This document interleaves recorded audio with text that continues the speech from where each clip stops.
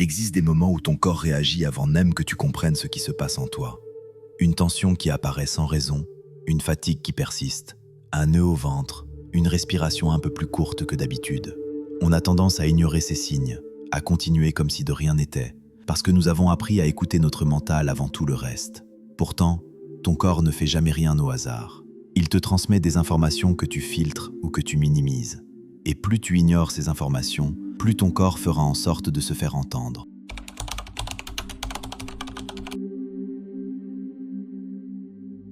Depuis toujours, on nous apprend à considérer notre corps comme quelque chose qu'il faut contrôler, dompter ou améliorer, plutôt qu'un allié. Notre société valorise la performance, la rapidité et la capacité à encaisser sans broncher. Alors forcément, quand notre corps ralentit, quand il fatigue ou quand il nous envoie une douleur inattendue, on a tendance à le percevoir comme un obstacle qui nous empêche d'avancer. On commence à lui en vouloir, à nous dissocier de lui. On se dit qu'il nous trahit et on lui retire notre confiance. Mais en réalité, notre corps est un pont de communication entre nos esprits conscients et subconscients. Le problème, c'est qu'ils ne parlent pas le même langage. Le mental conscient fonctionne avec des stratégies, des raisonnements logiques. Il peut facilement nous pousser à continuer même lorsque quelque chose en nous appelle au calme ou à la pause. Le corps subconscient s'exprime à travers les sensations, les émotions, les tensions et douleurs et les pathologies. Autant de signaux subtils qui deviennent de plus en plus forts lorsqu'ils sont ignorés. Lorsque des désagréments se produisent, c'est notre corps qui nous transmet l'information qu'un dysfonctionnement se produit en dessous du niveau de conscience. Cela peut être que nous adoptons inconsciemment un comportement néfaste, que nous avons une perception déséquilibrée de notre situation, ou encore le fait que nous soyons désalignés. Il va exprimer les problèmes que nous n'arrivons pas à voir ou que nous avons refoulés.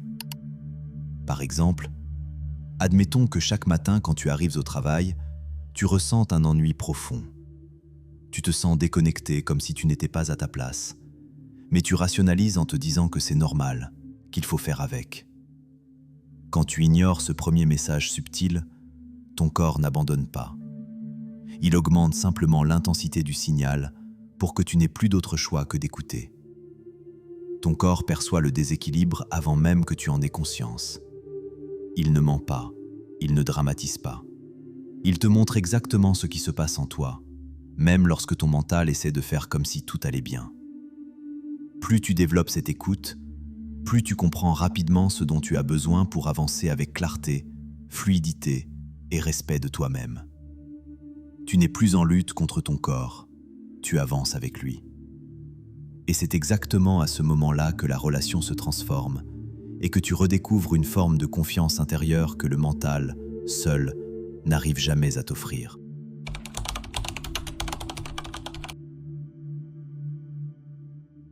On croit souvent qu'une émotion est quelque chose de purement psychologique, une simple variation d'humeur qui se gère mentalement. En réalité, une émotion est une énergie en mouvement qui mobilise tout l'organisme. Elle modifie la respiration, influence la tension musculaire, agit sur le rythme cardiaque et le système immunitaire, et peut même perturber la digestion. C'est un mouvement intérieur qui implique bien plus que de simples pensées. Quand tu ressens quelque chose, ton corps réagit dans la seconde, parfois avant même que tu aies identifié ce que tu traverses. Ce qui complique les choses aujourd'hui, c'est que nous avons pris l'habitude de bloquer ces mouvements naturels. Dans un quotidien rythmé par l'urgence, la productivité et l'obligation de garder le contrôle, nous avons appris à mettre nos émotions en pause. On retient ses larmes pour ne pas paraître fragile.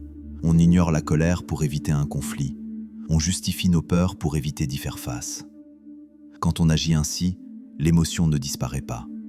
Elle se densifie, se fige et se cristallise dans le corps. Et ce qui n'a pas été vécu sur le plan émotionnel se manifeste systématiquement sur le plan physique. C'est ce qu'on appelle la somatisation. Quand une émotion refoulée reste bloquée dans le corps et crée des tensions, des douleurs et parfois des maladies. Une émotion dont le mouvement a été interrompu et qui n'a pas pu nous traverser complètement va donc s'imprimer dans le corps. La colère peut se contracter dans les épaules. La tristesse peut peser sur la poitrine. L'anxiété peut te donner des maux de ventre. Ce n'est pas une défaillance, c'est un signal. Il s'agit de reconnaître que le corps est un espace où tout ce que tu vis laisse une empreinte. Il réagit, il absorbe, il s'adapte. Il garde la trace des instants où l'énergie n'a pas circulé librement. C'est pour cette raison que certaines sensations corporelles deviennent des repères. Une gorge serrée juste avant de dire quelque chose d'important. Une boule au ventre lorsque tu t'apprêtes à dépasser une limite. Une respiration courte quand tu te sens submergé. Ces réactions ne sont pas des faiblesses, ce sont des indicateurs. Elles t'aident à comprendre ce qui n'est pas aligné, ce qui demande ton attention ou ce que ton esprit tente d'éviter. Ce que tu ne veux pas voir commence par un murmure et finit par une tension durable si tu continues à l'ignorer. L'enjeu n'est pas de supprimer ces sensations, mais d'apprendre à les décoder. Prendre le temps d'écouter ce qui se passe en toi, sans jugement ni précipitation, te permet de rétablir ce mouvement naturel. C'est à ce moment précis que tu reprends contact avec toi-même et que tu découvres que ton corps ne cherche jamais à te compliquer la vie. Il t'invite simplement à rester honnête avec ce que tu vis, et cette honnêteté ouvre toujours la voie à un apaisement profond.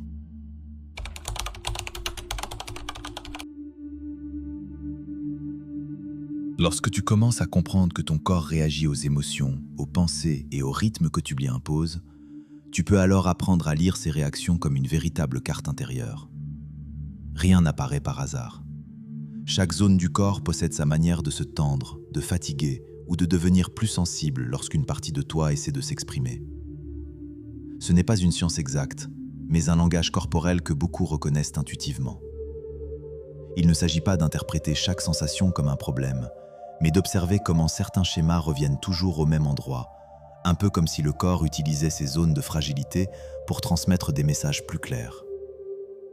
La tête, par exemple, réagit souvent lorsque ton esprit fonctionne au-delà de ses capacités d'intégration. Quand tu veux tout anticiper, tout comprendre, tout résoudre immédiatement, ton mental crée une pression constante qui se traduit parfois par des tensions dans la nuque, des maux de tête récurrents ou une sensation de lourdeur. Ce n'est pas simplement de la fatigue, c'est un signal qui te montre que l'activité mentale prend trop de place et que tu laisses peu d'espace à la détente ou au lâcher-prise. Le corps utilise alors cette zone centrale pour te rappeler que la clarté ne vient pas d'un excès de réflexion, mais d'un esprit reposé. Les articulations, quant à elles, sont très sensibles au rapport que tu entretiens avec le mouvement, qu'il soit physique ou symbolique. Que ce soit les genoux, les hanches ou les poignets, ces zones montrent facilement les résistances intérieures. Lorsque tout semble bloqué dans ta vie, il n'est pas rare de ressentir une raideur inhabituelle, comme si ton corps reflétait ton hésitation à avancer ou à changer quelque chose d'important. Ce n'est pas un verdict, mais un repère. Le corps te montre simplement que tu forces dans une direction qui ne te convient pas, ou que tu freines un mouvement qui aurait besoin d'exister. La gorge parle lorsque tu te retiens. C'est un espace lié à l'expression personnelle, à ce que tu dis ou à ce que tu n'oses pas dire. Une tension, une gêne ou une voix affaiblie peuvent apparaître dans les moments où tu ravales tes émotions, où tu évites un sujet, où tu choisis le silence pour préserver une situation qui ne te convient plus vraiment. Le corps utilise cette zone pour te rappeler que ta parole a un rôle. Ce n'est pas un appel à provoquer un conflit, mais une invitation à reconnaître ce que tu gardes à l'intérieur et qui aurait besoin d'être formulé d'une manière ou d'une autre. Les épaules réagissent à une forme de charge invisible, celle qu'on porte sans s'en rendre compte. Les responsabilités, les attentes, les obligations accumulées créent une tension physique que tu ressens parfois dès le réveil. Cette zone se contracte facilement car elle symbolise ce que tu acceptes de prendre en charge, même lorsque ce n'est pas réellement le bon moment pour toi.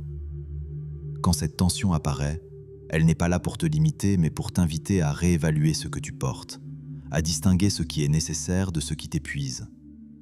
Le corps rappelle alors que tu n'es pas censé tout assumer seul. La poitrine, elle, manifeste quelque chose de plus intime. C'est un espace directement lié à la respiration, donc à la capacité de laisser entrer et sortir les émotions. Une oppression, une sensation de fermeture ou une respiration bloquée peuvent apparaître lorsque tu retiens ce que tu ressens ou lorsque tu évites de montrer ta vulnérabilité. Le corps se protège en se contractant, un peu comme s'il créait une armure pour éviter de revivre quelque chose qui a déjà fait mal. Ces sensations ne sont pas là pour te figer, mais pour t'inviter à ouvrir un espace où l'émotion pourra exister sans te submerger. Le ventre est souvent considéré comme un véritable centre émotionnel. C'est une zone extrêmement sensible qui réagit à la moindre tension intérieure. Une situation inachevée, un conflit non exprimé, une inquiétude persistante peuvent se traduire par des nœuds, des lourdeurs, une digestion capricieuse ou une sensation de tiraillement. Ce n'est pas toujours une question d'alimentation ou de fatigue. Parfois, c'est simplement ton corps qui montre qu'il n'arrive plus à traiter ce qui te préoccupe. Il te signale que quelque chose reste bloqué à l'intérieur, quelque chose que tu essaies peut-être de minimiser mentalement. Le bas du dos, lui, se manifeste souvent quand tu manques de stabilité ou lorsque tu vis une période incertaine. Ce n'est pas une explication magique, mais une observation fréquente. Cette zone réagit énormément au stress lié à la sécurité émotionnelle ou matérielle. Lorsque tu doutes de ta direction, que tu te sens fragilisé par un changement ou que tu traverses une étape qui demande beaucoup d'énergie, ton corps peut se tendre à cet endroit. C'est un rappel à la base, à ce qui te soutient, à ce qui te rassure. Ton corps utilise ce point d'appui pour t'encourager à retrouver une forme d'ancrage.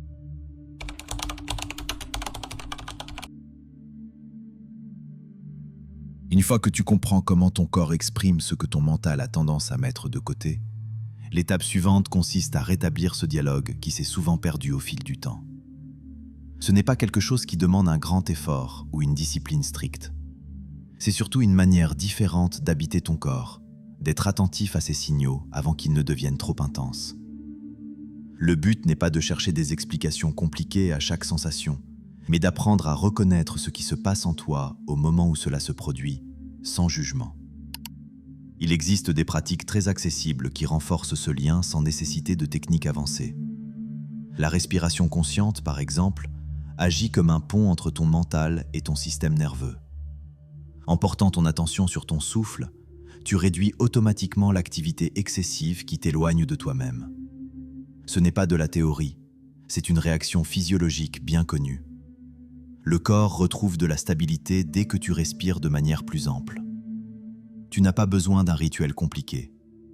1 minute suffit parfois pour faire redescendre une tension que tu traînais depuis des heures. Il y a aussi quelque chose de très puissant dans le fait de scanner ton corps de la tête aux pieds, non pas pour y chercher un problème, mais pour sentir simplement ce qui est présent.